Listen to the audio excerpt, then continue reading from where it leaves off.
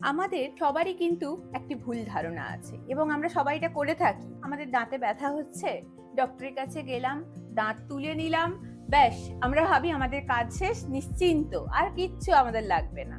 এইখান থেকেই আপনার পরবর্তী দাঁতের যন্ত্রণার কাহিনী শুরু হয়। এর কারণ হচ্ছে যখনই আমরা কোনো প্রবলেমেটিক দাঁত এক্সট্রাকশন করলাম, তার পাশের দাঁতের ওদিকে সরে আসার একটা টেন্ডেন্সি তৈরি হয় এবং যদি ওপরের পাটির দাঁত তোলা হয় তো নিচের পাটির দাঁত ওপর দিকে উঠে আসার চান্স থাকে, নিচের পাটির দাঁত তুললে ওপরের পাটির দাঁত নিচের দিকে নেমে আসার একটা চান্স থাকে। একে বলা হয় এক্সট্রুশন, মানে দাঁতের টেন্ডেন্সি হচ্ছে ফাঁকা জায়গা পেলে সেই জায়গাটা ভরাট করতে ছুটে যাওয়া।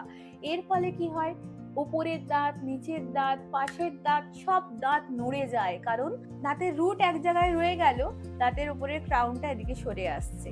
এর ফলে আমরা দেখি পাশের দাঁত মোবাইল হয়ে যাচ্ছে এবং আপনার একটি দাঁত তোলার জন্য পাশের 4টি দাঁতের ক্ষতি হচ্ছে। তাই জেনে বুঝে নিচের দাঁতের এরকম ক্ষতি করবেন না।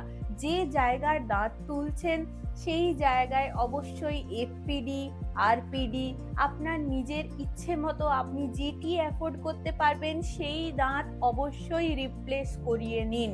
না হলে আপনার ওই একটি দাঁতের কারণে আরো 4টি দাঁত ক্ষতিগ্রস্ত হবে।